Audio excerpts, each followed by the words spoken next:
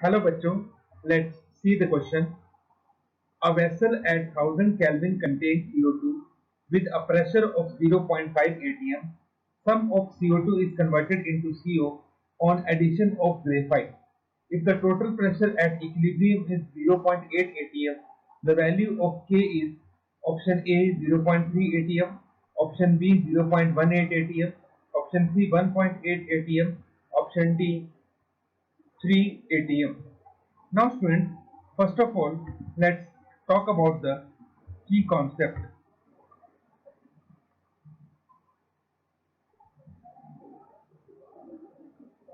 which is law of chemical equilibrium.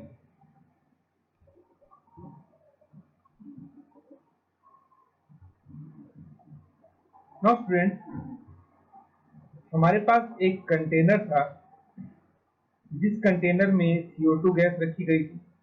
फिर इसमें ऊपर से ग्रेफाइट ऐड किया गया कार्बन, और ये किसमें कन्वर्ट हो गया? कार्बन मोनोऑक्साइड में कन्वर्ट हो गया। तो इक्विलिब्रियम पे आपको यही बताना है कि K की वैल्यू क्या होगी। सो K is equal to pressure of carbon monoxide divided by pressure of carbon dioxide। लेकिन K का सही फॉर्मूला लिखने के लिए पहले हमें रिएक्शन देखनी पड़ेगी। हमने CO2 गैस ली थी कंटेनर में, उसमें हमने कार्बन सॉलिड ऐड किया ग्रेफाइट, और वो किसमें कन्वर्ट हो गया स्टूडेंट? कार्बन मोनोऑक्साइड में। तो यहाँ पे 2 आएगा, उसकी वजह से यहाँ पे आपको स्क्वायर लेना पड़ेगा। नाउ हम अब इस इक्वेशन को सॉल्व करेंगे और इस K को फाइंड आउट करने की कोशिश करेंगे। सबसे पहले एट टाइम इक्वल टू 0 आपको ये दिया गया है कि इसका जो प्रेशर है CO2 का वो 0.5 atm के इक्वल है, और CO का कितना होगा? 0। कार्बन तो सॉलिड है, इसका होगा नहीं। नाउ एट इक्विलिब्रियम हमारे पास सपोज कीजिए CO2 का प्रेशर P अमाउंट से डिक्रीज हो गया, तो ये 2P अमाउंट से इंक्रीज हो जाएगा, क्योंकि कार्बन का अमाउंट CO जो है वो 2 मोल्स फॉर्मेशन हो रहा है।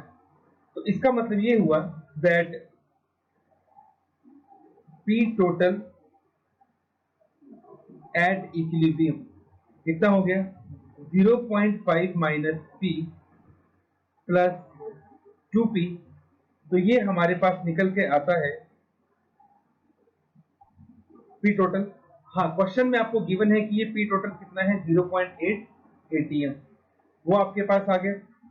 नाउ यहां से ये इक्वेशन हमारे पास सॉल्व होगी, तो ये बन जाएगा 0.5 plus P equal to 0.8, which implies P is equal to 0.3 atm।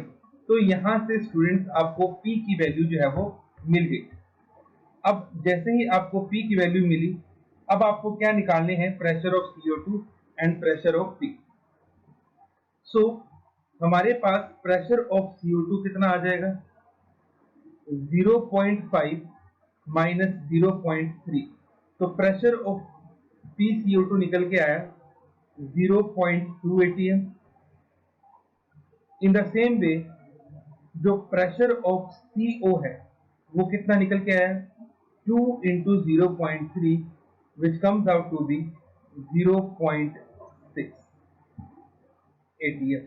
तो दोनों वैल्यूज हमारे पास आ चुकी हैं। अब हम K की वैल्यू फाइंड आउट कर सकते हैं। तो K इज इक्वल टू, मैंने ऊपर फॉर्मूला लिखा हुआ है, pressure of CO upon pressure of CO2। तो प्रेशर ऑफ CO का स्क्वायर है, तो 0.6 का स्क्वायर हो जाएगा, divided by pressure of CO2 कितना है? 0.2। ये बन गया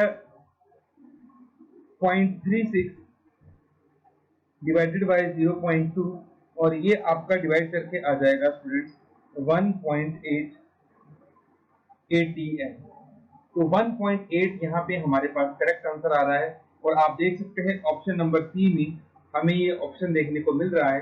तो that means option number C 1.8 atm will be the correct option. This is the correct value of K. Hope you understood it well. Best of luck. Thank you.